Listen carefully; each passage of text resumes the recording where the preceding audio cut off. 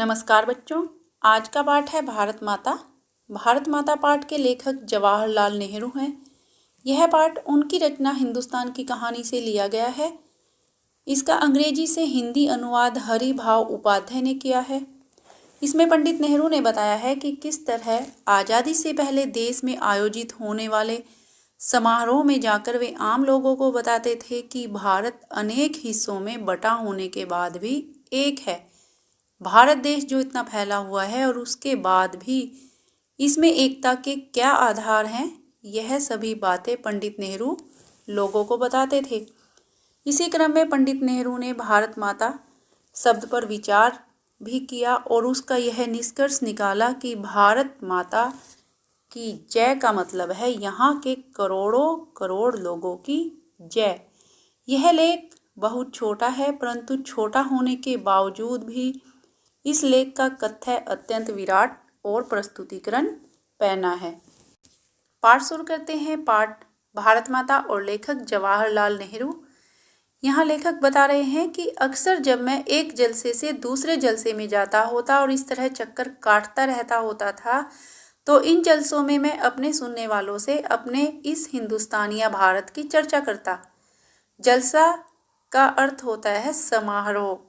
यहाँ पंडित नेहरू बता रहे हैं कि जब मैं एक समारोह से दूसरे समारोह में जाता था तो इस तरह से मैं इधर उधर जाया करता था, अर्थात चक्कर काटता रहता था।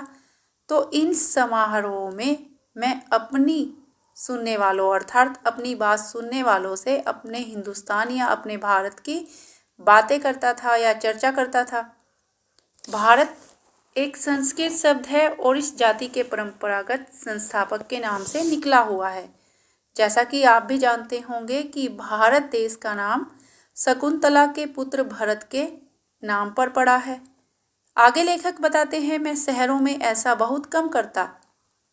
अर्थात लेखक जब शहरों में होने वाले समारोह में जाते थे तो वहाँ पर भारत की चर्चा कम करते थे, क्योंकि वहाँ के सुनने वाले कुछ ज़्यादा सियाने थे, क्योंकि वहाँ के जो लोग थे वो ज़्यादा समझदार थे और उन्हें दूसरे ही किस्म की ग़िज़ा की ज़रूरत थी। ग़िज़ा का अर्थ होता है खुराक, लेकिन यहाँ ग़िज़ा का अर्थ जो है एक विषय से है। लेखक कह रहे हैं कि उन्हें दूसरे ही किस्म की विषय की ज़रूरत थी, अर्थात दूसरे विषय की बातों की ज़रूरत थी। लेकिन किसानों से, जिनका नज़रिया महदूद था, नज़रिया सोचने का तरीका और महदूद सीमित, मैं इस बड़े देश की चर्चा करता जिसकी आज़ादी के लिए हम लोग कोशिश कर रहे थे और बताता कि किस तरह देश का एक हिस्सा दूसरे से जुदा होते हुए भी हिंदुस्तान एक था। जुदा होने का अर्थ है अलग होना। मैं उन मसलों का जिक्र करता, अर्थात उन मुद्दों का जिक्र करता जो उत्तर से लेकर दक्षिण तक और पूरब से लेकर पश्चिम तक किसानों के लिए यकसा थे, अर्थात एक से थे। और स्वराज्य का भी जिक्र करता, जो थोड़े लोगों के लिए नहीं बल्कि सभी के फायदे के लिए हो सकता था।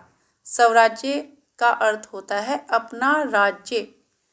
तो इस प्रकार लेखक जब भी जलसों में जाते थे तो भारत की चर्चा करते थे और स्वराज्य का जिक्र करते थे।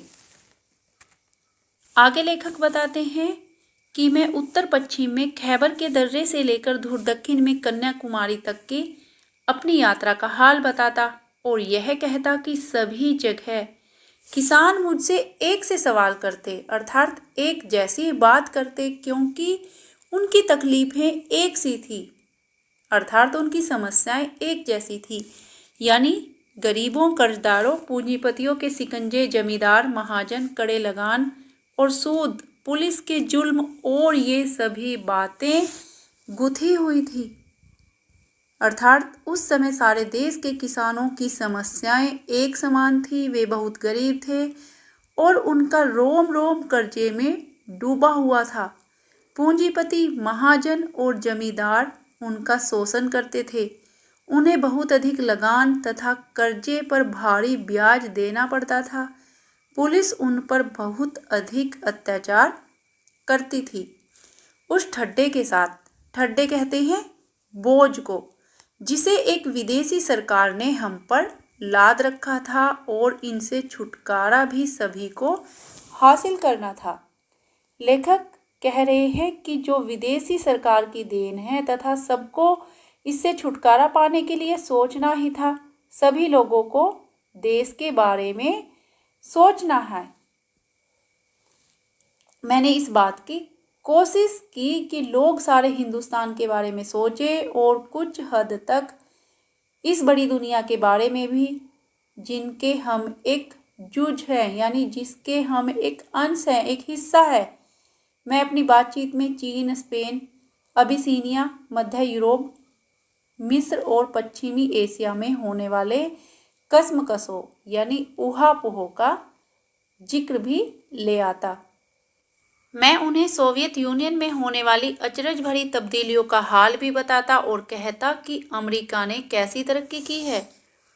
लेखक किसानों को सोवियत यूनियन में होने वाले आश्चर्यजनक बदलाव के बारे में बताते थे तथा अमेरिका की तरक्की के बारे में भी बताते थे, क्योंकि लेखक का एक ही उद्देश्य था, स्वतंत्रता के बाद देश का विकास करना। यह काम आसान न था, लेकिन जैसा मैंने समझ रखा था वैसा मुश्किल भी न था। इसकी वजह यह थी कि हमारे पुराने महाकाव्यों ने और पुराणों की कथा कहानियों ने, जिन्हें वे खूब जानते थे, उन्हें इस देश की कल्पना करा दी थी और हमेशा कुछ लोग ऐसे मिल जाते थे जिन्होंने हमारे बड़े बड़े तीर्थों की यात्रा कर रखी थी, जो हिंदुस्तान के चारों कोनों पर हैं। लेखक बताते हैं कि ग्रामीणों को देश विदेश की व्यापक जानकारी देना मुश्किल लग रहा था, क्योंकि जो ग्रामीण लोग हैं इनका सोचने का तरीका सीमित था। यह काम आसान इसलिए हो गया था क्योंकि ग्रामीण लोगों ने महाकाव्यों व पुराणों में अनेक किस्से कहानियों को सुन रखा था। या हमें पुराने सिपाही मिल जाते जिन्होंने पिछली बड़ी जंग में या और धाव के सिलसिले में विदेशों में नौकरियां की थी। आगे लेखक बताते हैं कि या फिर हमें पुराने सिपाही मिल जाते थे जो हमें पिछली लड़ाई के बारे में बताते थे, जिन्होंने पिछली लड़ाई में भाग लिया था और हमलों के सिलसिले में उन्होंने विदेशों में जाकर नौकरियां की थी, क्योंकि 37 के बाद जो आर्थिक मंदी पैदा हुई थी उसकी वजह से दूसरे मुल्कों के बारे में मेरे हवाले उनकी समझ में आ जाते थे। क्योंकि 37 के बाद जब देश में आर्थिक मंदी पैदा हुई तो देश के लोग यानी भारत के लोग विदेशों में गए और वहां जाकर उन्होंने नौकरी की, इसलिए उन्हें यह बात अच्छी तरह समझ में आ जाती थी कि हाँ, जो दूसरे देश हैं, दूसरे मुल्क हैं, वह हमारे देश से कहीं आगे हैं, अर्थात उन्होंने बहुत अधिक तरक्की की है।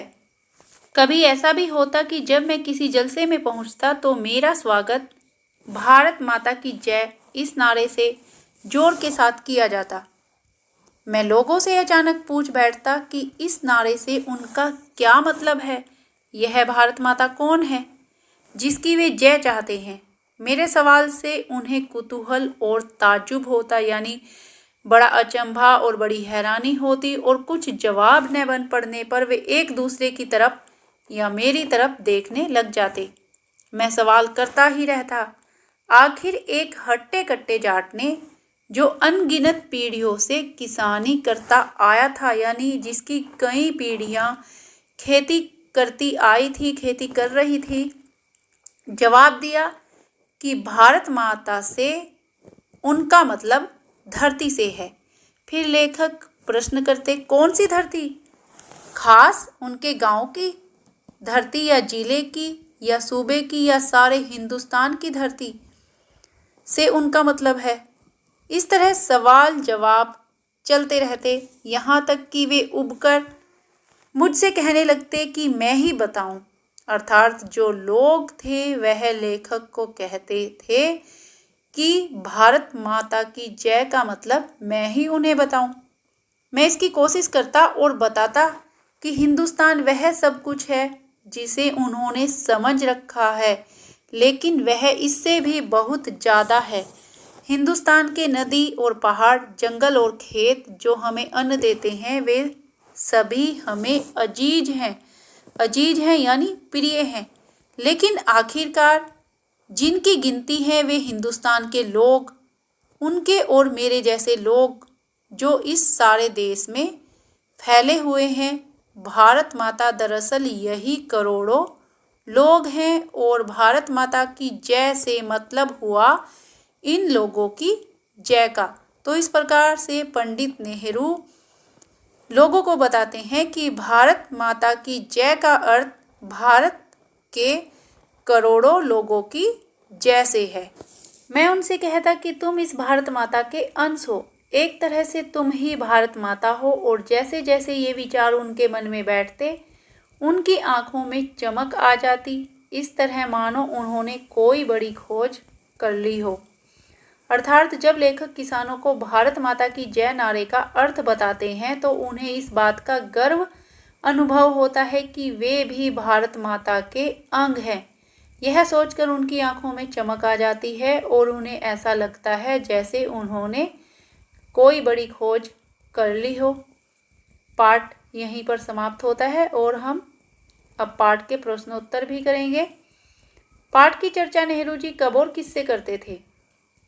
पाठ की चर्चा नेहरू जी देश के विभिन्न जगहों में होने वाले जब समारोह में जाते थे तो वह किसानों की सभा में भारत की चर्चा लोगों से करते थे। उन्हें लगता था कि किसानों को संपूर्ण भारत के बारे में जानकारी कम है तथा उनका दृष्टिकोण सीमित है, अर्थात उनका सोचने का नजरिया सीमित है।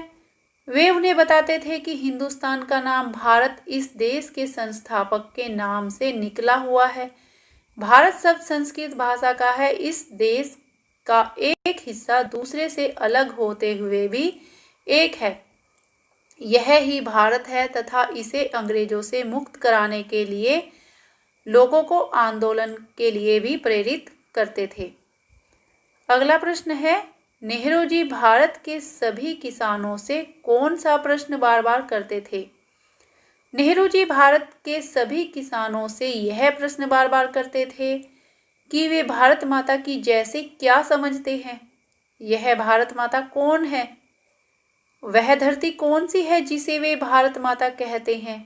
गांव की, जिले की, सूबे की या फिर पूरे हिंदुस्तान की? अगला प्रश्न है, दुनिया के बारे में किसानों को बताना नेहरू जी के लिए क्यों आसान था?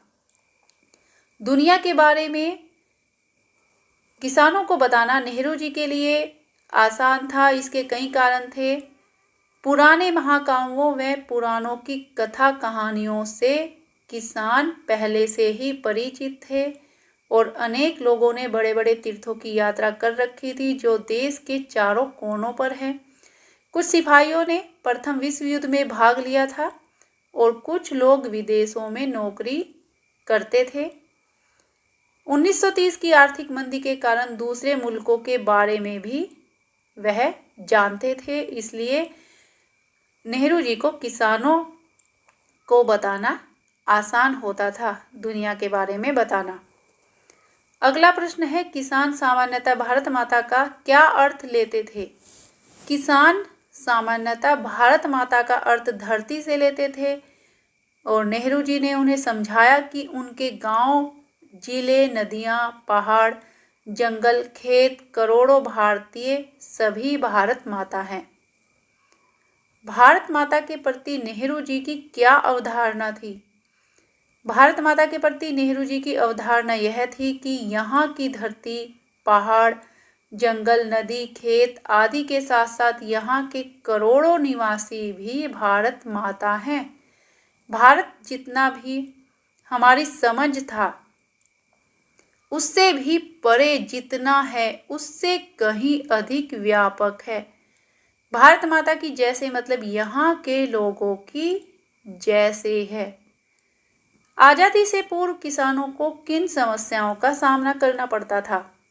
आज़ादी से पूर्व किसानों को बहुत सारी समस्याओं का सामना करना पड़ता था, जैसे गरीबी, कर्जदारी, पूंजीपतियों के शिकंजे में फंसे रहना, जमींदारों और महाजनों के कर्ज के जाल में फंसना, लगान की कठोरता से वसूली, पुलिस के अत्याचार, अधिक ब्याज देना तथा विदेशी शासन के अत्याचार आदि।